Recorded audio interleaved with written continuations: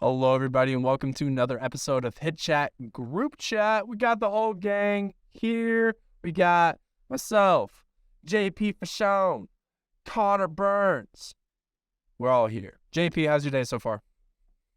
Good. Yeah, it's been a good week so far. I feel like I've gotten a lot done, which is nice. Some weeks I don't feel like that, so it's always good. It's always good. Let's go, baby. And Mr. Burnsy, how you doing, sir? I'm doing pretty good. It's gonna be a busy month for me. Just in terms of I got tryouts for one of my summer teams that I got to run, which fucking sucks. I hate it. It's honestly stupid, but whatever.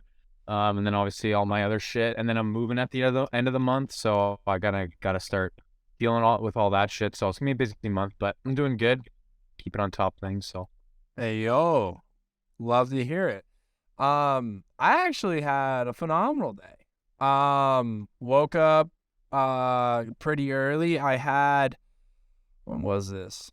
2-3 days ago, one of my athletes that I've worked with for going on, I think we're about to start rocking 3 years here in like March.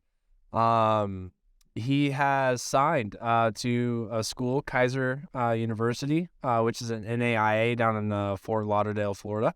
3-4 days ago, he shot me a text and was like, "Hey, I would really like it if you were able to come to my school signing." And I think it might have been the fastest I've ever replied to a text. I said, yes, 1,000%, I'm there. And I found out it was at 8 a.m. So still showed up, may have been like 5 minutes late, but it was really cool. Really cool to see that. I think I was one of the only or few coaches that any of the athletes had like brought out except for their high school. So for me, that's one of those where it's just like that's why we do it. You know what I'm saying? It was just awesome to finally kind of see him put pen to paper. Really good kid. If you guys check out the Hit Tracks leagues, he's the one that's going to be hitting 90s consecutively off of the curveball machine, which I think he's the only one that's been able to do that in our league. So it's pretty exciting. And yeah, ran into a little beefus, and I've had lessons all day. So been pretty nice. I was able to get caught up on all of my videos this last couple of days from the month of January. Shout out to the ABCA and then all of the college guys leaving. I wasn't able to be on top of the videos like I would like to be, and so finally got everything caught up on that end. So I'm feeling really good too. hell yeah. Yeah, that's awesome. That's like you said. That's kind of why you do it. It's like I feel like you made an impact. It's just a good feeling. Oh yeah, and this is the third one I've been to. For any coaches who are like, oh, you've only had 3 guys sign. No, I've worked with like a lot of other guys, but I've only had 3 kids like personally reach out and say, hey, I would like for you to attend. And I put out this tweet on Twitter, just like kind of talking about like, hey, like, he came up and he's like, I couldn't have done this without you. And his parents were saying the same thing. And I just kind of looked at him and I was like, it's my job to be there. Like, it's not his job to show up every time like he did. Like, it's not, I can do as much as possible, but it takes the kid to be able to be willing to show up. And like I said, like almost 3 years. I don't think the kid's ever canceled a lesson. I don't think he's ever skipped one. The amount of times where he would have lifting, like has a personal instructor lifting, team workout, like something else, school, and then it's like 9 o'clock at night and he's showing up, and it's like not many kids do that. You know what I'm saying? And it's our job to be there, but it takes that special athlete that's willing to, and I've heard it on other podcasts or other stuff called competitive stamina. How are you able to be competitive over a long period of time? And I feel like that's the hardest thing as an athlete is how consistent can I be with my competitiveness? Am I able to stay on top of it as long as I can? And he's done an amazing job. And those are like, I don't want, like, it's awesome to get that praise or whatever of like, oh, you helped him, blah, blah, blah. But like, that's not why. You know what I mean? We do the why because of the smile on his face of him signing that letter, not because we made him a better athlete. Like, I would much rather work with a player that decides to quit playing baseball, but has felt like I've made a positive impact on their life than to have an athlete that hates life, but is just an absolute dog of a hitter. Like, I personally would rather make that bigger impact. And yeah, so it was really cool. This is the third one I've been invited to. I've had one. I had one last year. I had the one prior before that, and so I don't know. It was really cool, and I had some past families that I've worked with chime in on my tweet and throw some nice love out there for me. So it was really cool to kind of do that. Today was just an awesome day, man. And we had beef. We had beef, baby. We had beef. I think that's the name of the game, though, man. Like, you're almost a lot of times, you're the hitting coach, right? You're the swing coach or whatever, but you're more of, on some days you're the guy's friend, on some days you're the guy's coach, you're his therapist, whatever. I think the biggest thing too is first and foremost for a lot of the athletes we train, it's more of the personal impact, and that foundation that's the most important. And I think once you get that, that's where you really start to see them excel in baseball, in their swing. You know what I mean? Because if you could easily, Reynolds would go in and not give a fuck about getting to know them, asking them questions, stuff like that, and just kind of give them drills, whatever, right? It's not going to make that same impact of actually until that person, your player, knows that you give a fuck about them. I had not even close to similar situation, but little stuff every day. Like, I have one of my 15U kids today. He's coming up to me, and I'm just I kind of let him know. I was like, yeah, I like cooking. I'm a big foodie, and he's like, oh, I love cooking, and just starts scrolling through, showing me all the dishes he's made and stuff. He's telling me all the best restaurants in the area, and that's sick, man. Like, I don't know, that shit just makes me happy. It's like I'm actually connecting with him. And then later on, he comes up to me, he's like, hey, you know what? I started making my own overload bat. I'm hitting 5 times a day now. I'm just like, that's fucking awesome, dude. Like, hell yeah. That's kind of, I think, for me at least, that's what I do. Like, that's what gives me joy. Oh yeah. Yeah, the baseball's a side project for sure. Yeah. And like you said, you get to know them, they get some buy-in, they think oh man, this guy actually cares about me and not just how well I do. They start playing immediately. They're just a little bit more confident, a little bit more self-aware, a little bit more humble, a little bit more reflective, all those interpersonal skills that we teach. That has nothing to do with baseball, and then you see they got better at baseball because of those things. And they're going to be better, fathers, sons, husbands going forward, which is, what 99% of the guys we work with are going to end up doing for the rest of their lives more than baseball. Mm-hmm. Yeah, 100%. I was thinking about this the other day, and I think it's a little bit of job security. With all the AI stuff going on and different things, I was sitting back and I was like, I could definitely see almost every single physical or non-physical job go through and just get taken over by robots or AI or this or that. I feel like the two things that are not going to be able to get taken over is entertainment services. So NFL, MLB, stuff like that. We're not going to want to watch robots do it because they're going to be perfect at everything. And then it's all right, we might as well just watch, Madden simulated and stuff like that. But then I was also thinking, all right, so if players are going to be the ones that are going to be having to essentially be the ones, technically you could get replaced by a robot. We talked about it I think it was a couple weeks ago. The Louisville Slugger program where I stood on the mat and it said that my ankles were introverted or something like that. And it brought out a bunch of different drills for me to fix that and stuff like that. But with the way that we also get to know these players personally, right? We find out what makes them tick. We find out their personal experiences. And for me, I try and relate as much to the athlete as humanly possible. And the thing that's really easy for me, video games, just being able to make everything an analogy of a video game.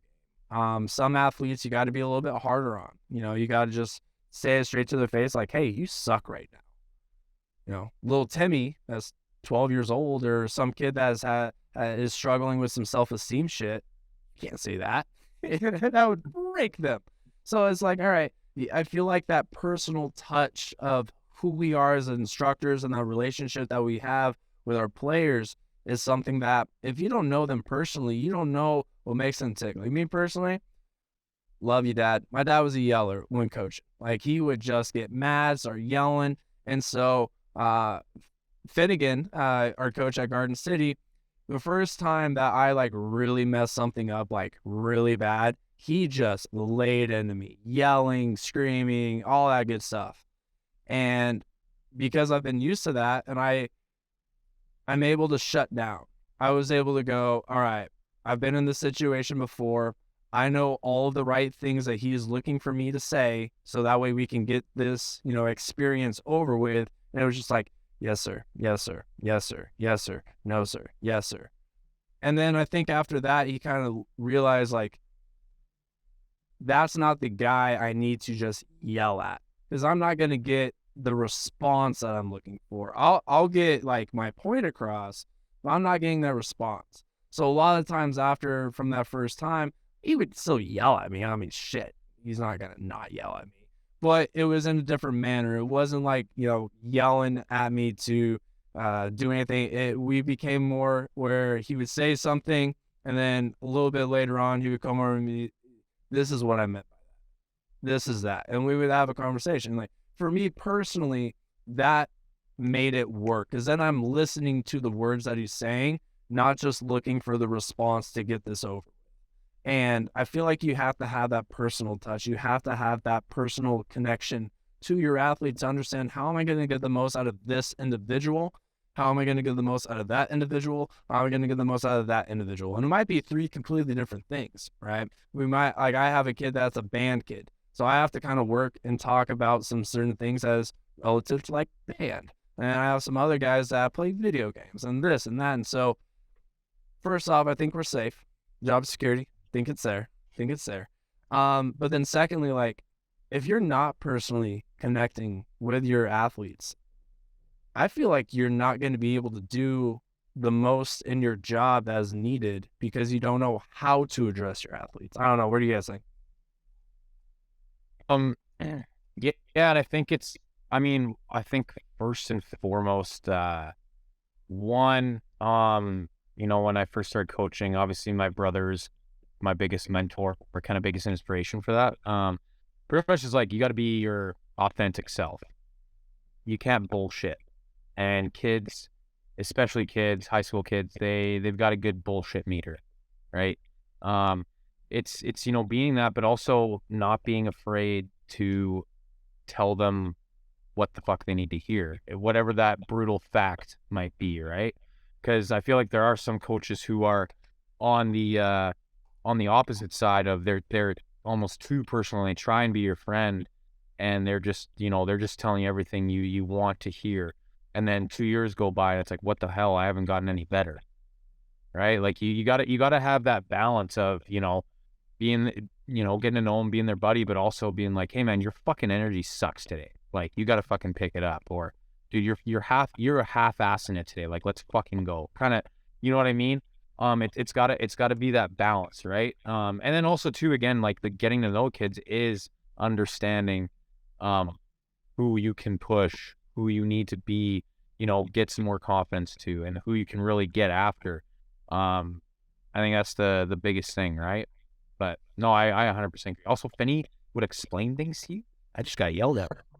Well, and like that's well, you still yelled at me. Like, I still got some lashings and shit, but instead of it being like just dog and stuff like that, it would be like, figure shit out. Like, what the fuck, round, blah blah blah. And then the next day or something, as I'm walking by his office, he's just like, hey. I walk in, he's like, what the fuck was that? And I was like, oh, well, blah, blah, blah. He's like, fucking do that. Like, what are you talking about? Get the fuck on the field. All right. I run out there, right? So, like, once I think he like, I'm obviously, like, he's a really fucking good coach, but that was just, like, me personally. Like, Yeah. I got lashing out not too long ago. I just went back. Yep. Yes, sir. Yes, sir. No, sir. Yes, sir. And, huh? Like, it's funny because that brought me up. Like, man, I hated that. Yeah, I hated him for like 3/4 of my time at guarding. So I just like, God damn, this guy does not let up. Do you remember? I think it was our first conference series against Cloud. We game 1, I pitched. We won 15-2. Went 5 innings, and he was just going through the lines like, "Hey, Reynolds, good job." Blah blah blah blah. And he just goes, "Burns, you fucking sucked. You give up 2 runs to the worst team in the conference." And I'm just like, "What the fuck, dude?" And I remember all week, I'm just like, I'm gonna fucking prove this dude wrong. And then I went to Butler and I struck out 12 complete game shutout. And then some clicked too, and I was just like, man, this guy doesn't fucking hate me. Like, he's doing that for a reason. He's not letting me get complacent here. And it's just that the biggest thing is that they don't ask how, it's just like how, like whatever gets it done. And for me, that was it. He just would fucking be an asshole to me, and it works. I'd just be like, oh fuck you, I'm gonna prove you wrong. But then I was like, me doing well is helping him. Obviously, he doesn't fucking hate me. Like, Jesus Christ. And it's helping like you, it's helping like, and that's just knowing your athlete, and that's special, man. Know your dogs. Just gotta know your dogs. That was like, God damn it, that was fun. I still remember that. Just I was like, what the hell, dude? Like, come on. Well, like you said, Rose, like if the goal of a coach is to get the most out of your athlete, right? Like performance wise, team wise, like building a community and building that team atmosphere, and like you want to get the most out of every single athlete. I don't think it's going to come to a surprise to anybody that's ever done anything athletic, that your mental and emotional state will affect your physical performance drastically. Like you're not going to play. Some guys just don't play well mad. Some guys play really good when they're mad. Some guys play really good when they're happy. Some guys need to feel like kind of numb to everything and just kind of go through the motions. Like the more you can like know your dogs, and train the animals essentially to be in the right state of mind, mentally and emotionally, like when they get to that point, the better off the whole team's going to be. We read I don't know if I've talked about this on the podcast, but we read a book when I was doing my education degree, and it was like How to Train Your Dog. It was just a dog training book. And it's a good book. I know what. Yeah, it's a great book. Yeah, and you know, I got the book and I was just like, what? Like, what are we doing? Like, I'm training humans. Like, why are we reading a dog training book?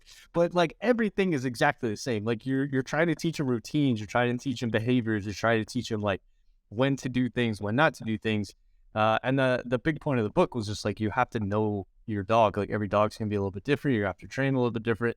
It's the same thing with athletes. Like if you really want to get the most out of them, you got to know how they operate and how they function and how to get them to the right state of mind when they go to perform. I like it. You guys know who Trevor Moawad is? I don't. Oh, he's unfortunately passed away, I think this last year, but he's like Russell Wilson's like mental game coach when he's in Seattle. He worked with like Alabama, Florida, like U.S. Army Special Operations, like fuck ton of places, or a bunch of MLB organizations. And he's just talking about like coaches for the athletes. Like we're like the speed limit sign. It's like, hey, you're going 75. We got to bring you down to 65. Or hey, you're going 55. Like we got to be going 75. We're kind of there just to kind of we're guiding them, right? And we're showing them what right to do and what not to do. Pretty much, it's just we're there as a guide, but ultimately it's the athlete that has to do it, and we're just going to give the feedback they need. But yeah. It's like Corbin says, like the athletes drive the bus, or like I drive the bus. The athletes just tell me where to go. Mm-hmm. So the time that I think Finney figured out like he just can't, like he could, but the most out of me is to not just yell. It was freshman year, one of the first games that I played, and didn't like a call from home plate. Right, shocker, I struck out. Happened a lot, but strike out, and I started fucking chirping. chirping this umpire. I'm like, bullshit, like that. As I'm walking back, blah, blah, blah. I was at home. And it was for the third out. And as I'm walking back, Finney just comes straight over from the third base box. You princess prima donna motherfucker, what do you think makes you will earn that call? And just cussing at me, just fucking dog me. Rightfully so. Rightfully so. Probably ball was like, probably a strike. Probably should have swung. You know, I probably had my ego hurt that it got called for strike 3 with 2 down kind of thing. And I'm, whatever. I was sitting there and I just went to, yes, sir, yes, sir, yes, sir, yes, sir. Fucking maybe 3 innings later, same bullshit happens. I'm fucking, oh, you blah, blah, blah. And like, then, not too long ago, like after that, then end up doing something stupid. And he like came over and he was like, what the fuck? And blah, blah, blah. Well, then the next day, as I'm walking by, he calls me over and he's like, what the fuck was that? And I like explained to him where my brain was at and like why I felt that way. And then he walked me through why I was wrong. And then that is what made me go, oh, like, if you're like not able to explain to me why like I messed up, I'm not going to know why I messed up. And like that for me is that big thing of the difference of, yes, sir, yes, sir, yes, sir. He wasn't going to get out of me what he was wanting because I just shut down. I didn't figure out why I was wrong. And I'm going to probably make that same exact mistake again. Next time he explains to me why I was wrong, I never did it again. And like, that's just that difference, right? Yeah. And to flip it on the athlete side too, right? Like it's, you know, from a coach's perspective, everything we talked about makes a lot of sense. But like from an athlete's perspective, like, okay, I have a coach who's like, maybe, you know, maybe he's a yeller, right? Like you're in that type of situation. My coach just yells at me all the time. I don't really feel like it doesn't do anything for me, right? Like I'm not responding well to that. I think a lot of athletes get intimidated to like have those conversations with a coach. And I think there's ways to go about having that conversation in like a respectful manner that's going to include or like promote some conversation between the two.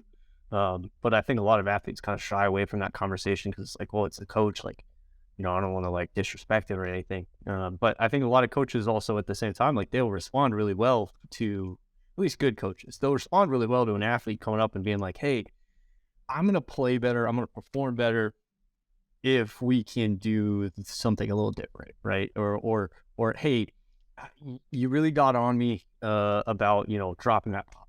Like what I don't really understand why you're, you know, upset, or I don't really understand where I went wrong. Like, can you kind of help explain that to me? I think a lot of good coaches respond really well to that. But sometimes coaches need a reminder, or they need that like feedback loop of just like, oh, maybe that didn't work as well as I thought it did, or maybe that response wasn't the right one. But when the athlete doesn't say anything, it takes a lot longer for that coach to kind of recognize it because he's going to do it over and over again until he kind of sees that it's not working. So it's a lot better for athletes just to be like, hey, I'm going to kind of head this thing off. I'm going to have that conversation and we're just going to talk about it. And that's going to be a lot more productive than just kind of hoping that something changes or just being like, man, coach just hates me. It's like, well, maybe not. Like, if you talk to him, because if you talk to him and he goes, yeah, I just hate you, like, that's one thing. But once again, like, a good coach isn't going to do that. Yeah. Oh, and I think it comes down to like, you know, I don't, you know, did he yell at you for taking strike 3, or did he yell at you for fucking bitching at the ump? Right. That's where the, you know, if you got a coach that's just cussing you out for striking out or whatever, and it's like, okay, that's not okay. It's about the things you can control. Like, you can absolutely control not freaking out. You know, you don't freak out the ump. Maybe he goes, hey, Reynolds, what happened there? He's like, I thought it was a ball out. Okay. You know, if you're getting yelled at for not running hard, fucking run hard, right? Like little shit like that. It's all the controllables. And that, again, it's the good coaches do that, right? And it also is up to the player to fucking figure that shit out quick. It's like, okay, coach likes attitude and effort. That's what I'm going to give him, and I won't get yelled at, right? This and this is what he's looking for. I'm going to do my best to take care of that, and I won't get yelled at. Well, and this is why I think Finney is legit the best coach I've ever had. is that what's the goal at the end of the day as a team, right? Is to get as many wins as possible as to become the best unit possible.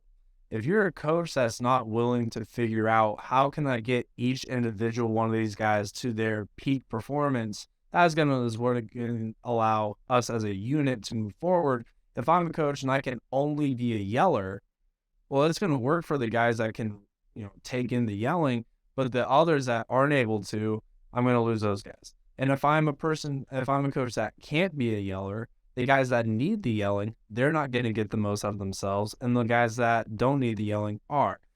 And it's those coaches that are able to adjust and play to the strength of the individual, but then again, that takes wanting to build that relationship, that taking the time to build the relationship. Like, you can want to build one, but, and I mean, Bernsey, you know what coach I'm going to be talking about on this one. There are also going to be those coaches that just try and be something right away the moment they step in, and they're not going to take the time to build those relationships. And then as a player, you see straight through that shit.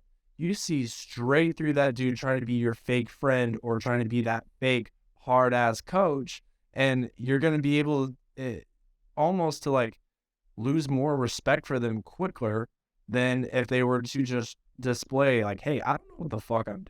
I don't know. Did you guys see that clip of Daniels, the head coach for the Dolphins, where he walked over and he's like, hey, I fucked that one up. Like, that's my bad. Like, I will go to war for a coach if they came up to me and they like, hey, you did what I asked you to do. I fucked up by telling you to do that. I should have said this. I learned from my mistake. Let's go forward. It's like, hey, fuck yeah. Like, I love that shit. I can see straight through a dude that is lying. I can see straight through a dude that is trying to be fake with something. Do you know what I'm talking about, Burns? Yeah, I do. No, we're not saying that. We're not saying things. But you do it right away. What year? Sophomore year, right? Yep. I know who you're talking about.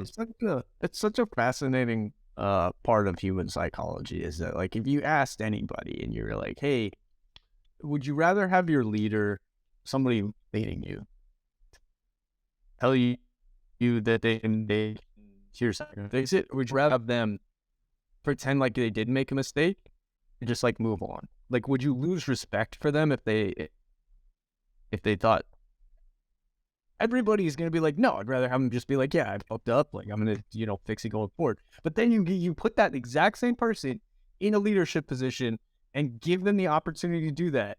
And their brain immediately goes, well, if I say I made a mistake, they're not going to trust me anymore. Wait, but like you get in that moment, your brain just doesn't register that. You know what I mean? Your brain just doesn't go there. And it takes practice to recognize those opportunities or kind of head off that thought of like that ego of like, I can't mess up because like people lose respect for me.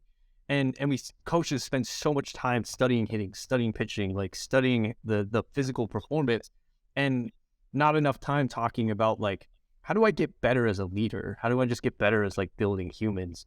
Because like the whole thing we've been talking about is just like, that is just as important. That will affect performance just as much. I almost challenge that. Sorry, Burns, I'll quickly challenge. It's the same idea of like going through and not knowing how to make that adjustment. It's the same idea of just almost like being stuck in like your way only. Like, guys see that so much. What were you gonna say, Burns? Oh no, I was just agreeing 100%. It's like I think too, it's just like that leadership, and like the thing is like with Finney too was like you come off of this hard ass, and then I won't say the name, but like we had a guy who was like bad family, did not come from a lot, like fucked up life, and ended up popping for cocaine, and like we were kind of like, oh fuck, he's fucked, Like dead. He stayed on, he redshirted, Finney got him into rehab and like kept him around, and we were just like, oh shit. So like right that moment too, I was like, this is the guy. Like, this guy is he's a great coach, but he's a good man. Like, he gives a fuck, So, I think that it just comes down to that. Like, it doesn't matter kind of how you convey the message or what type of coach you are, because there are streamers, there are more chill, the basis of it and the core of it has to be like, I care about the people I'm with. I care about my players. And if you don't do that, you're just not going to be successful. You might have little stints here and there, right? But you will not have that long-term success. If anybody couldn't tell, I completely lost my train of thought when I started speaking earlier, but I got it back. So, I want to challenge you. It's the same idea of, would you rather try and focus only forever on mechanics, or to sometimes just being a dog and competing in the box, having some timing, have a little direction? Like, I would rather have good timing, good direction than good mechanics, no timing, no direction. I'd rather have a coach that is almost able to lead men more than have somebody that can only coach but can't lead. Like, if you're my coach, I would rather you be a leader, not necessarily know what the hell you're talking about. Or if you're probably a good leader, you're going to say like, hey guys, I don't really know what I'm talking about on the mechanic side of shit, but like, this is what needs to get done. I would respect that dude more. Like, I would rather have the hitter that is always on time with good direction than the guy that always has perfect mechanics yet can't time up a fastball, doesn't have direction on and off speed, trying to go the other way. Like, I don't know. Do you guys see that at all? It's the Ted Lasso principle. It's just like, good coaches are good coaches. It doesn't matter. I was talking about like Max Garrett, who's the hitting trainer here at Driveline, and I was saying like Max Garrett could go to Japan tomorrow and coach a sumo wrestling team, and they would be the best team in the world. Not because he knows anything about sumo wrestling, but because Coach Gary's just a coach. Like, that dude just coaches. And good coaches are good coaches. Doesn't matter what you do or what you put them in. And then that's when it gets fun, is like when you take a good coach like Gary and you give him the technical skills, like you get him to understand the mechanics, and like he's doing all that stuff. And now he's like dangerous. You know what I mean? Like, that's when coaches get really good. But I think, like you said, like, oftentimes we just get so stuck on, like, I got to know everything about hitting. It's like, well, it helps, sure. But I'd much rather have you be on time with good direction than just be able to coach a swing. I'd much rather have you be just a good dude, good leader, good coach than have you know everything about hitting. Burns, did you ever take business ethics at Garden? With Coach, what was it, Coach Long? Yeah. Bro did not know shit about business, dog. Dude, that was the easiest class I took in college, man. That shit was incredible. Dude was a soccer coach. Yeah. No fucking idea what was going on when it came to business. The dude was just an awesome dude, and it made like the class a pleasure. It was unbelievable. It was so bad. I was like, that's the class, professor. And that's the class you guys talk about. You know what I mean? Like, that's the class you guys talk about. That's the class you like walk away in your late 20s. I remember his name. And I learned a lot from that class. I might not have learned anything about business, but like, I learned a lot as a person in that class. No, dude, we didn't do homework. Like, it was like not a real class. It was unbelievable. Homie wore a tracksuit every day. Dream, dude. The dream. He was awesome. Well, while we've kind of talked about being a good person and like kind of having an open mind and communicating well, I think it's a good transition into a little Twitter beef. Yeah, digesting the beef. We got a hot one today for the boys. We got a hot one, and some might say it could have possibly influenced JP's down the rabbit hole. Ooh, could have. Maybe. We'll have to see. So for anybody that knows, Grit LLC, they're a big HLP, Richard Shank, Teacher Man, Snap the Barrel, big side on that. So, they put out a quote tweet of somebody asking how they consider Mike Trout's bat going rearward. So he puts up 4 videos of essentially Mike Trout hitting just from side angles and stuff like that. A gentleman that's actually been on this podcast, if you guys were to scroll through, it was in the teens or 20s episodes. Matt Fritz, known as Sauce Hitting on Instagram, I believe. Big anti HLP stuff. And so he goes through and he tweets, LOL, Trout doesn't snap. He does nothing you teach, blind leading the blind, with the emoji twice. So I came in, and 2 years ago, one of my first YouTube videos I ever put out was essentially a video that's titled How to Get Bat Speed with Mike Trout, Cody Bellinger, Kristen Yelich, Manny Machado, and Bryce Harper. And I essentially just walked through the similarities that I see in their swings and at how they are similar at the same time. And I just put out a video, and essentially is a snapshot of Mike Trout starting his swing and his bat starting to bend a little bit. The only way, in my opinion, to necessarily get that, and this is what I say in the tweet, hard to make a wood bat bend like this without some type of sudden movement, snap, launch, getting to slot, whatever you want to call it. Going from a still move to hitting balls 100 plus with the shortest amount of reaction time possible isn't something that all swings are able to do, whatever you want to call it. Which, in my opinion, I don't know, where are you guys at with that? Initial responses. I thought that was fine. I thought that, like, fair. Yeah, call it whatever you want, but the bat's got to move fast, very fast. Got to move fast, quickly. And so, if you want to call that a snap, if you want to call that a launch, if you like, whatever you want to call it, it's got to do that.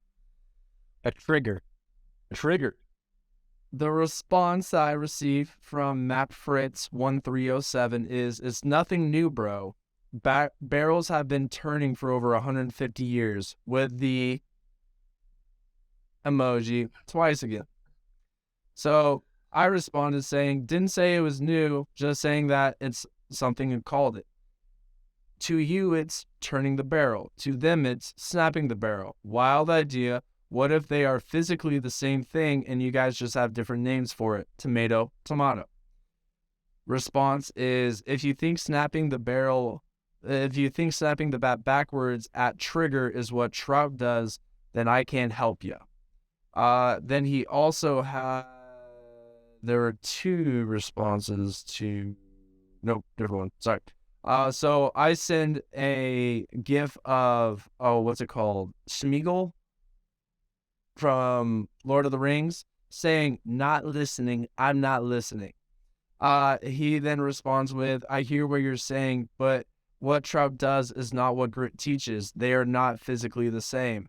I'll help you a little bit. It's called a barrel dump. Not gonna lie, that's when triggered? That's when I got triggered. Because for me, it's like, okay, I've had you on my podcast. We've worked with similar folks, right? I don't need you to essentially big league me on saying I'll help you a little bit. That frustrated me. And then to also go through and just call it the most simple, generic, it's called a barrel dump. Like, I've never fucking heard that in my life. Of playing Division I baseball. Don't have it in my bio, but played Division I baseball. Played internationally in a really high level league. Don't have that in my bio. But, like, over the years of playing baseball at a high level for over 10 years, of being a coach that, and I'll get called Mr. Certified, certified with Rapsodo for baseball and softball, driveline youth development, blast motion, Longworth player development. Yeah, I feel like I have some type of idea kind of on the Twitter sphere a good amount. I feel like I know a lot of terms. So to kind of like go through and act like, and the thing also is a couple weeks ago, he commented again on one of Grit's posts and said, if only Blast Motion could track barrel dumping, which I responded with, they do. It's called early connection. Like, that's a real thing. So obviously I actually know barrel dumping, it seems like, to a pretty decent level to know exactly what metric is used on a specific top of the line sensor of how to check that. So I feel like I know what that is. So I respond, LOL, thanks Mr. D1 Northwoods alum. Keep staying in the replies, talking shit to nobody, I guess. With the gif of The Simpsons old man yelling at clouds. Wow. So triggered. You could have just tweeted, or you could have just texted me. And we'll get back to how I feel about that. I said, just returning the same energy. I'll help you out. Then says the most basic thing. Come on, man. I came in saying it seems like you guys are stuck on a simple word more than anything else. Every coach uses different cues, but I think we can all agree what a good swing looks like. You just stay in the replies. And if you guys were actually go to his page, literally all he does is reply to other people just talking shit, whether it's about politics, which that already annoys the living shit out of me, or if it's like this, just tweeting to reply to literally nobody, just the clouds, because Grit doesn't respond to this dude. I haven't seen many other people necessarily respond to him yet. He stays in the replies. I said, you stay in the replies, tweet after tweet, just disagreeing, and no one replies to you, but me trying to actually help you to get an understanding. It's wild, but if that's how you rock with your time, that's you. He said, like I said earlier, blind leading the blind. Now, this is where we're going to need to get a little bit more in-text context. This gentleman is a big believer in using staircases to do video assessment. So where does the head start in the stance? Where does the head get to at the swing? And essentially all he does is draw staircases. Now, me personally, I don't think that that's how like that happens. I think there's something called like side bend and body tilt. That is why when my head starts here in my stance, and if that's a low pitch, I'm going to add a little bit more hinge. But from straight up, I start here and I get to here, i.e. staircase. Now, tomato, tomato, how do we get the same results? I'm looking at it one way. He's looking at it a different way. It is what it is. But this is where the context comes in. I decided to choose this GIF.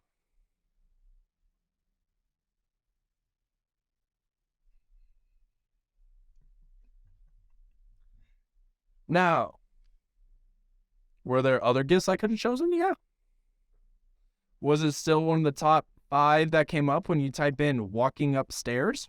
Yeah. So, I mean, if the big red shoe fits, then the big red shoe fits. But I wasn't necessarily saying you're a clown. All I said was keep rocking your stairs. Good luck. His response was, bro, you could have just texted me. You got my number instead of your tweeting clown gifts. Really get to a better understanding. Thanks for the help. Yeah, I could have texted you. But crazy thing, phones work 2 different ways. So when I said, hey, like, here's me trying to help, you could have just shot me a text. Oh, dude, I'm just, fucking with him, or just talking shit. Like, blah, blah, blah. You could have texted me that, and I would have been like, hey, understand, content's to content. I get it. We're in the same game with it. But you didn't. You decided to essentially go through and big league me of, it's called this. I'll help you out a little bit. Blah, blah, blah, blah, blah. Dude, no. Fuck off. That annoyed me. Like, I respect the dude. Like, we're in the same game. We're in the same area. We work with the same athletes. At least last year we did when I was coaching out of high school and stuff. Like, I'm not talking shit of him of an instructor, but it's like, dude, I was just literally trying to help from the get-go. Like, you guys, in my opinion, and I think we could all agree, are essentially saying the same thing.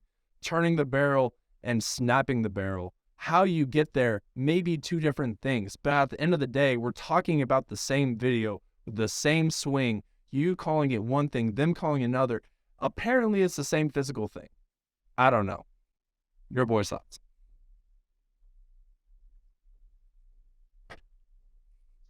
That was so much. That was a lot. That was far. By far. Way too much to digest. I'll just take the road of, we were talking about it kind of before we got on. We are all using different verbiage to discuss hitting and trying to get guys in the same position. Hitting coaches, different programs use different terms, but it's ultimately we're all talking about the same thing. Just fucking stay in your lane. Focus on making your guys good. Don't worry about what everyone else is doing. Were you giving me advice or were you giving him advice? I'm giving him advice. Oh, okay. I was gonna say, worry about yourself. You got your guys. Make your guys good. That'll speak to your coaching ability. Fuck, man. I don't know. It's this. those are the best It's ones.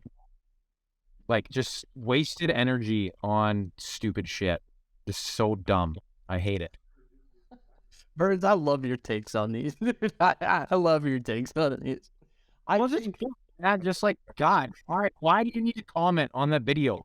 Like, Christ. roll past it. Yeah. So why originally I was asking, were you giving me that advice? My all God leader, Jason Hirsch, walked in, so I was chatting with him. I didn't hear everything that you said, and so if you were talking to me, I was just gonna ask you to repeat it. Not saying Well, like, are you talking to the other- me? Not. I wasn't like, oh, how dare you? No, I just didn't fully hear what you said. Sorry. You're still super toxic and you need help. But I think I'm gonna take it. I agree with Burns. I agree with Burns all the time when it comes to the Twitter feed. That like just keep scrolling. It's not worth it. Entertaining, yes. Marketing, sure.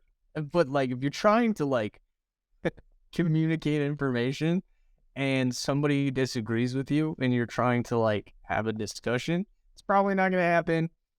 And so like just keep scrolling, ignore it. It's fine. Focus on your dudes and make them better. But I'll take this a little different direction. I think it, like Burns said, it speaks to a little bit larger issue in baseball, but really just in general right now, where people get fixated on one thing. We have this like target fixation on one thing, and that thing is the most important thing, and nothing else should be relevant. And whether we're talking about like the head movement in the stairs, or we're talking about the barrel turn or snapping it or whatever, we're focused on one thing and not looking at the holistic picture. Like in biomechanics, is talk a lot about this, about like single joint analysis.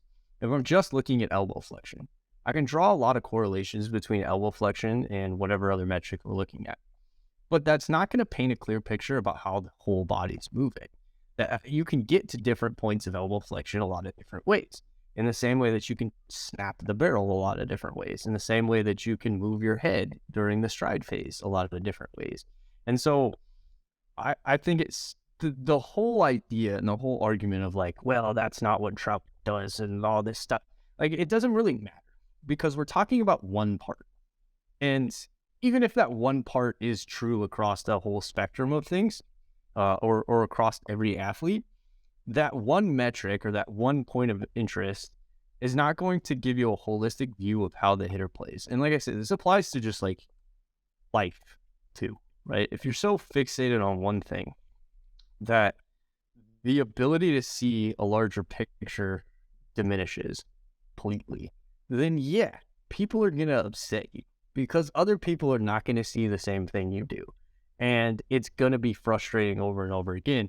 Versus if we take a little bit, a step back, take a little bit more of a wide lens approach and try and see everything in the context of how the whole works instead of one specific part and then drawing conclusions from there.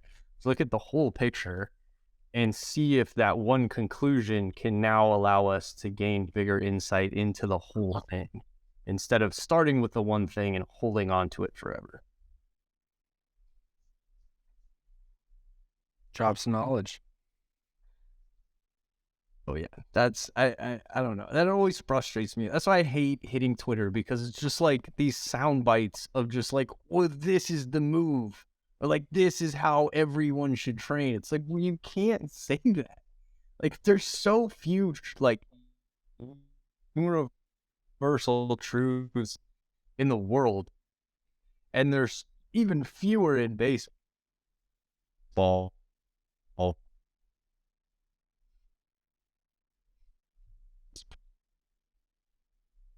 Oh no. Oh, did we lose me? You're back. We got none of that. This is the second time. I don't know if you saw the first one. The first time me and Burns were both going. Oh God. But that time, it came like 95% of it came out, 90-ish. That time was like maybe 10. Maybe 10. Right. The internet said it wasn't that. I was gonna say I'm leaving this in because I think it's funny, especially both me and Burns at the same time. It's just Oh, gotta love technology. Anyway, what's your famous saying about technology there, JP? technology works when you need it, when you don't need it, and it stops working when you need it. Bingo. No surprise. No, yeah, I was pretty frustrated. Like I said, I then a few hours later tweeted, people act like they don't understand marketing tactics. It's like, that's what that was for Grit. Like, and Richard Shank's entire Twitter, marketing. 108 Performance, entire Twitter, marketing. Sorry, JP, love you. Drivelines, all of their Twitter, marketing. 75% of what I tweet, marketing.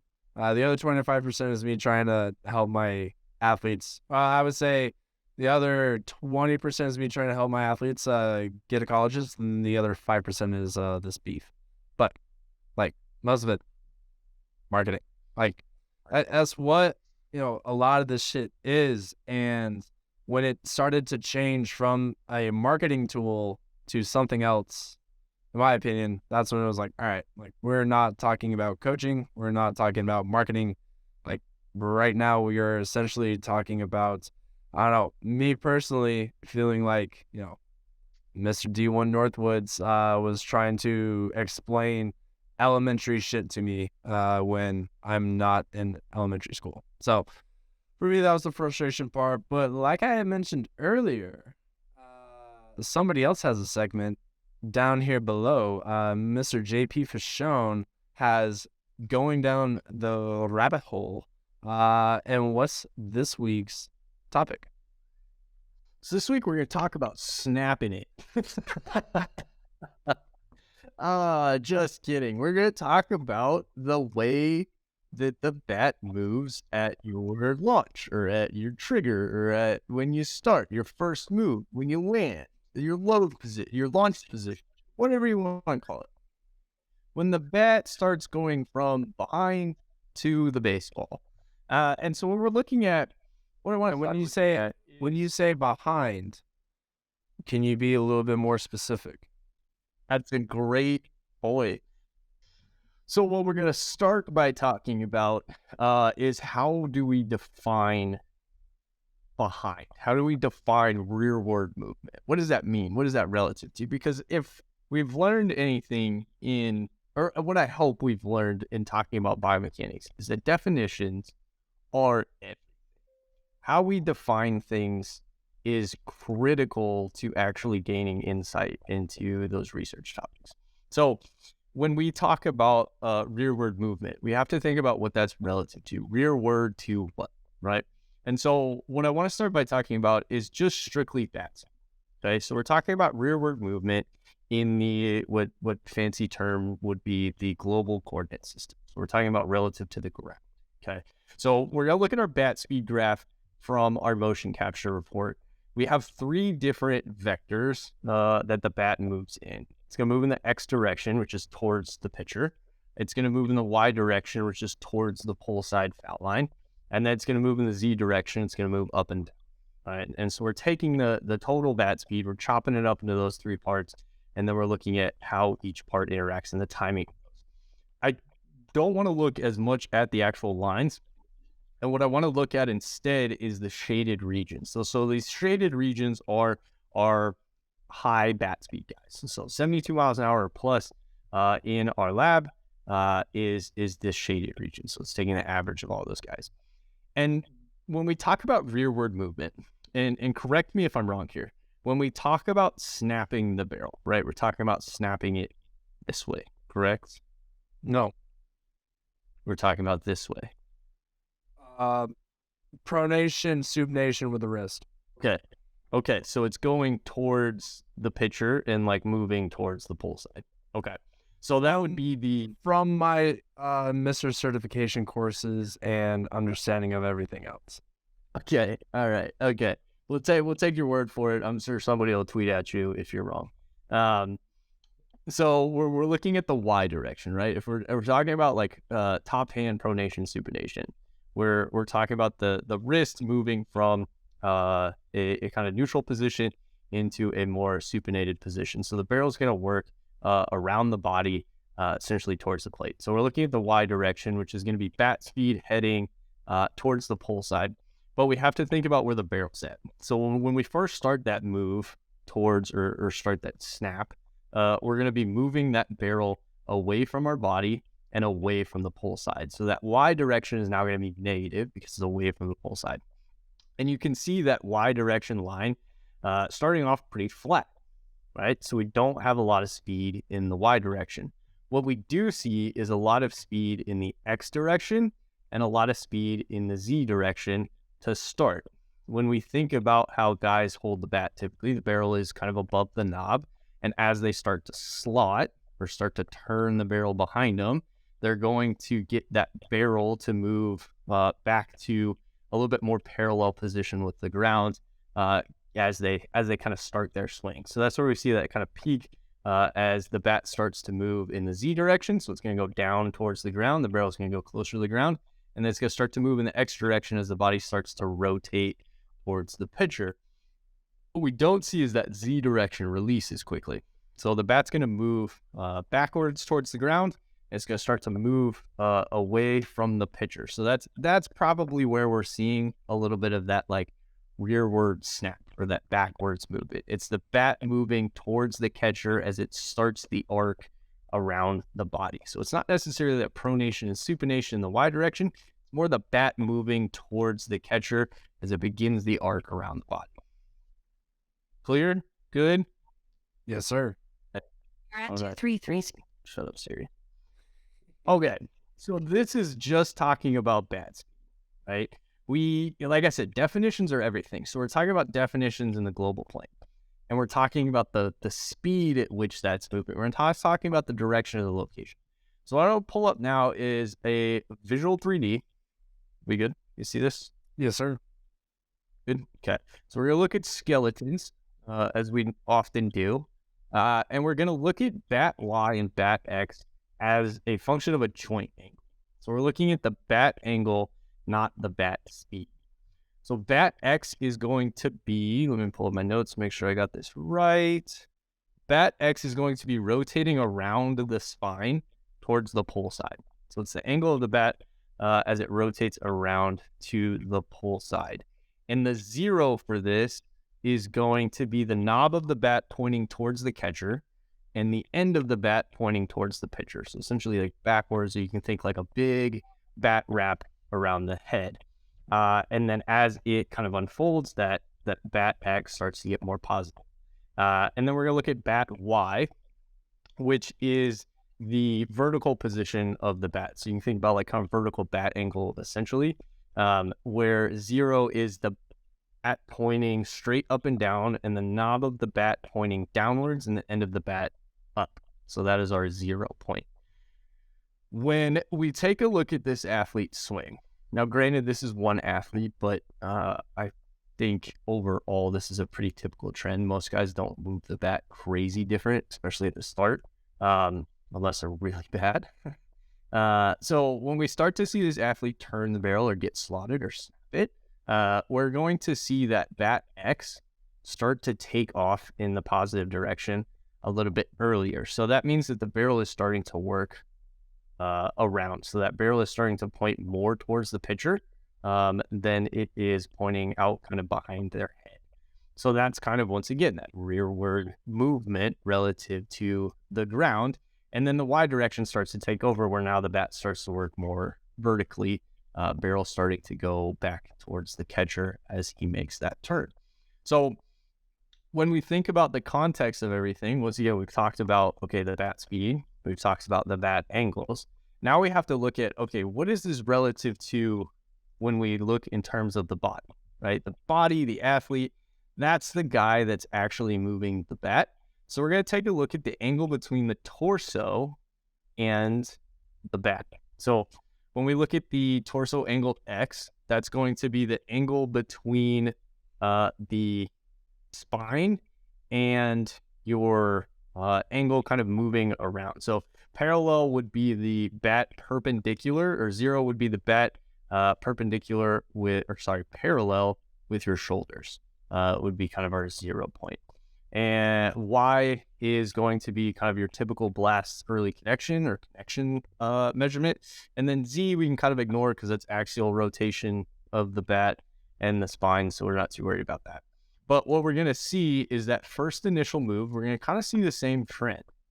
The bat angle X starts to adjust a lot quicker as that bat Y the bat Y is going to drop a lot quicker as the bat X remains consistent. So relative to the spine, this is the first time that we're seeing the bat actually move backwards or kind of towards the ground behind us before it starts to move around our body. So it's kind of a transition between the two. Real quick, JP. I didn't get that. It's not easier than understand. I think that a little more explanation on why, not Y, but WHY, why Z isn't necessarily, you mentioned that that's something that we don't necessarily have to look at in this. I think that there might be, from the other side of the snapping and stuff, I think that they might look at the thought of that dumping of the shoulder is kind of connected to the barrel dumping, as well as that barrel is getting, too rearward, that would then cause early, connection. Can that then be caused by an early, guy that drops that back shoulder? Is that what Z is looking at? Or from what I am interpreting, Z is essentially the hinge or body tilt or side bend. Is that what that's referring to? Yeah, let me double check my notes before I answer that to make sure I'm 100%. This is why we pay you the big bucks. This is why we pay the biomechanists the big bucks. Okay, so Z is the axial rotation of the bat. So you can imagine spinning the bat between your hands, where the bat's not actually moving anywhere. But let's say the label of the bat where it says Louisville Slugger is rotating around in a circle. So it's not necessarily anything relative to the body. It's just the bat actually turning in place versus what I think we're talking about when we talk about the kind of early side bend or guys kind of dumping back and then the barrel kind of coming late. What we're looking at there would probably be a combination of bat torso Y and bat torso X, where as the torso starts to move backwards, you're going to see that that early connection or that bat torso Y start to increase because relative to the spine, that angle is increasing. So let's say, for example, let's hold the bat at 90 degrees to our spine. Let's keep the bat exactly where it is, and let's just dump our back shoulder. Right? Okay, keep the bat exactly where it is. Now see what I'm talking about? My body's going to move, but the bat's not going to move. Oh. Yeah. You can kind of see how that angle between the bat and our spine now changes, right? The bat's not moving, but because our spine is moving and everything's measured relative to the spine, or at least in this case, it's relative to the spine, that angle is now changing. So Z is not then looking at that. It's like you said earlier, looking at the rotation of the bat. Correct. All right. So just for any of the people that might be possibly asking questions in the comments, in my head, I feel like that would have been something that they would have then like jumped at, naysayers and stuff like that. Out of curiosity, did you see do you see this? I do, yes. Okay. I did see that. Wow, as a teacher, I'm taught that when somebody raises their hand, don't answer it right away. Wait till you get it to a breaking point and then come back. No, 100%. I was just double checking to see if like you could see that, because I could see it, but I didn't know if you guys could. Beautiful. Anytime that moving forward, if I have a possible thing, finish your thing, but that's how I'll kind of represent I have a question from right there. Definitely. Well, I think the easiest way to talk about bat torso Y, and this might be a better way to explain it. Apologies for all the Apple Podcast listeners. Go to YouTube. So he, when this athlete starts, he starts with the bat like really laid back, where the barrel is almost pointing at the ground. That's kind of his starting position. And when we look at bat torso Y, that angle is pretty small, right? Which kind of makes sense. The angle kind of between the spine and the bat here is going to be pretty small. As that bat starts to go up towards the sky, as he kind of gets ready to go swing, starts in his load phase, you can see that angle drop off, or kind of what I would say increase, because they're both negative. So it's getting more negative, or the angle's increasing. So he gets to kind of right around 90, somewhere in there, where it's a little bit more parallel to the ground. But we can also see his spine starts to go forward, right? He starts to forward bend at the same time. And when he starts to forward bend, you can see that bat torso start to change as well. And so that's where we kind of get the distinction between the two. And then when he starts to make that turn, as the barrel releases around him, we can see that bat angle X actually increase quite rapidly. So bat angle X is measuring kind of the barrel working around his spine, versus bat Y is working more. You can kind of think like the traditional, like dump the barrel behind you. Or if you were like throwing a hammer over your shoulder, that would be the same kind of movement. Kind of like Donaldson. Yeah. Good example. Big barrel, kind of hand pump forward, and then the barrel coming back. That's kind of what we're looking at. And all of this to say, and kind of the thesis statement for all of this, understanding human movement and understanding how the bat moves through space is very complicated. It is very complicated, because how you measure it, what is it relative to, the system that you're using to measure it, the different movements of the body, right? Is the torso moving, or is the bat moving? What's actually happening? Gets really granular and really complicated. And so to just say like rearward movement doesn't have a lot of value because of the lack of context. Not to say that it's wrong, but to say that it needs more explanation, because everything has to have a really strict definition before we can actually analyze whether it's accuracy or not. Before we can kind of gain any insight to a statement, a theory, an idea, we have to be really good about defining our terms. And is that why you are such a biomechanical kind of person? Is just the everything has a definition, everything is consistent kind of idea? Yeah, it's why I get the same frustration that Burns gets with Twitter and like using different words to say the same thing. It's why I think that there's an epidemic of like pseudoscience in hitting, where we seem to be doing experiments and people seem to have data to back up theories, but without strict definitions, you're not really doing science. We're more just like spitballing and calling it art, and it's a detriment to I think the baseball community as a whole, and it's a detriment to just like our intellectual principles and intellectual honesty when we're putting stuff out that isn't really science and claiming that it's fact. I agree, JP.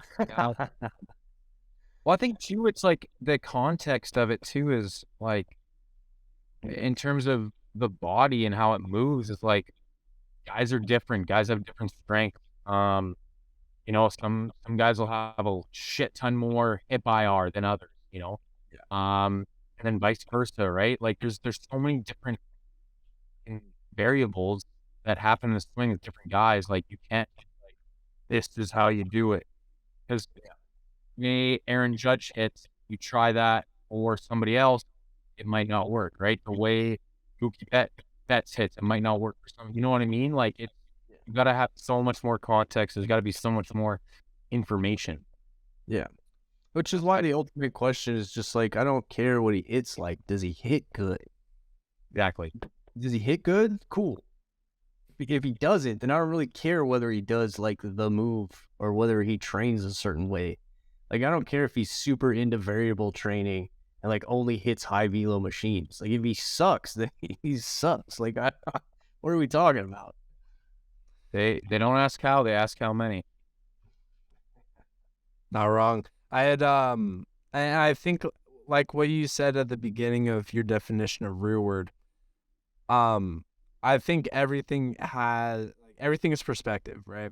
And so, like you said, until we define rearward to what, we then don't know what rearward is. Like if you don't know what's forward, you don't know what's back. If you don't know what's down, you don't know what's up. If you don't know what's left, you don't know what's right.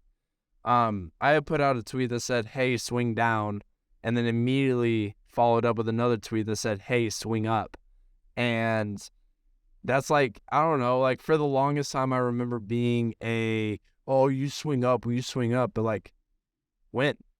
Like at some point my bat starts even, like my hands are even with my ears, but then my barrel has got to go down to the ball at my knees. Like that's swinging down, but then from there I'm swinging from my knees to then swinging up. So that's swinging up. And then if you were to look at those swings, the skeletons from straight down, the bat goes backwards. Like at some point we go from the knob facing as a right-handed hitter, at some point from the knob going to first base and the barrel going to third, that knob is going to have to point at the pitcher and the barrel is going to have to point at the catcher.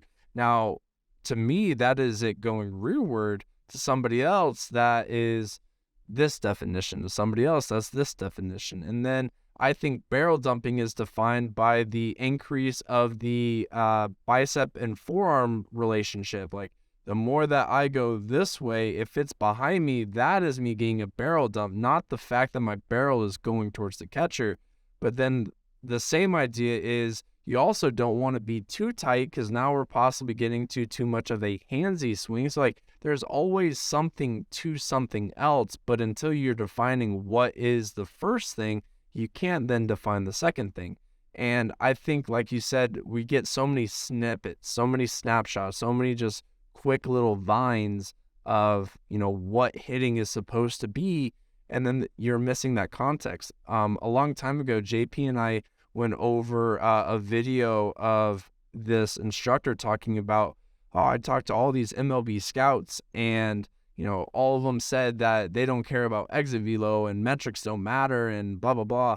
And then she came up with a follow-on after, you know, JP and I did our thing. Go check out that previous podcast. And then she defined, like, there has to be context with what she was referring to. Scouts talking about the top percent of recruits, where, you know, the difference of a 105 ball versus, you know, 99, not too big of a difference in the context of everything else. And so, like, that's what I think it's missing, and it's frustrating for us not to have just a ground set rules, but that's when everybody has different perspectives. Everybody, if I'm looking from this angle, that way is down, that way is up, If I flip my head around, it's the other way. Yet we're looking at the same directions. And I think that's the beauty of what we do, because so many different athletes have so many different perspectives, as what we were first talking about at the very beginning. And so there has to be coaches that teach swing down. There has to be coaches that teach swing up, because for one athlete, that's going to make more sense than that way. Yet we get the same result. Like I said in one of my tweets, we can all put up a video of Mike Trout and say, that's a good swing. Then it's deciding what makes it a good swing. Then it's deciding what are the definitions. Then it's deciding what are the parameters that we're setting for that. Yeah. Yeah. And going back to what we talked about before, it's just like a lot of it's marketing, and realistically, if you scroll through somebody's Twitter, you have no idea what they coach like. And like you said, like Driveline's the same way. Like it's a lot of it's marketing, a lot of it's trying to put out information, but Twitter keeps everything short, right? The amount of characters you have is just not enough to explain the context of everything. But like you walk into our facility, like I've had days where it's like I'll do a swing design with one kid and I'm teaching him how to kick back, and the next kid rolls in and we're doing teacher man drills, and like I'm trying to get him to just hang on his back leg and just like fire from there. And it's not because one's right and one's wrong. It's because that's what the athlete needed. Like that's what I think is going to get them to hit the ball good. Yep. 100%. Nice. That's good radio. Well, and just like you said, you only have so many characters. You only have so many things. I'm looking at the original post of what this was about, and I think we can all agree, Mike Trout's swing, beautiful, sexy, we love it. Mwah. It's the content we're dying for, right? This first video, and Twitter has it to where it shows how many views each different video gets if there are multiple videos. The first video, 9,700 views currently as we were speaking. The last video only has less than 1,500 views. So, like, in just that quick little short stint, people, and these video 8 seconds long, 7 seconds long, 2 seconds long, 6 seconds long. Like, it's not like these are 5-minute videos that people aren't sticking around for. It's just a couple of extra seconds, and yet people aren't even willing to stay till the fourth Mike Trout video of him hitting a home run. Like, they're not gonna stick around for tweet 6 in a 15-tweet thread unless they're really into it. You know what I'm saying? So, gotta love social media. It's one of those where it's like you gotta love it because of its good, and then you kind of hate it because of its bad. But like, that's the beauty of it, baby. Gotta take them both. Well, shit, boys. We got anything else on the craniums? Anything? Nah, chilling. I benched 225 for 2 reps this week, so I'm pretty fired up though. Hey, let's go, big boy. Forgot to mention that at the top. Pretty excited about it. I'm getting jacked up. Body coming through. Did you do Aeneas's trick? I don't know what the fuck that is. Oh, no. Didn't do that. Every single rep, baby. A lot of garden talk today. A lot of garden talk. Jesus Christ. I love it. Turn the year. Well, fuck yeah, dude. No, that's awesome. Now you know what you did, right? We just found what your segment is. Lifting with Burns. No friends. Lifting with Burns and foodie with Burns. Bro, let's just make it to where like you're just throwing together what's some shit that we can cook up. Your boy actually has looked at my last 2 month bank statements. I hit up Costco yesterday. We are not eating out anymore. Been dropping close to like $15 to $35 almost a day on fast food. Yeah, no, not great. So we're gonna be making our own little meals. I got some shredded chicken. Got some steaks, gonna be grilling those up. But shoot, Bernsey, if you want to put together a little thing where you could throw out like a decent meal, like how much protein, what the cost of it would be, or something like that, like, dude, I'd be down with it. You got to convert it from Canada coins, so. You Monopoly money, boys. All right. Let us know in the comments. Let us know if you guys would be interested in a little Burns talking lifting, a little Burns talking some good food. But outside of that, we're good here from fast_RBI. If you guys are needing anything, JP, you got anything? Follow me on Twitter. Follow me on Instagram. Now stuff a little bit more often. Hey, baby. Where is it? Follow me on both of the socials, please. And I will mark it to you. All right, everybody. Thank you guys so much for joining Hit Chat Group Chat for this week. We will see you guys next week.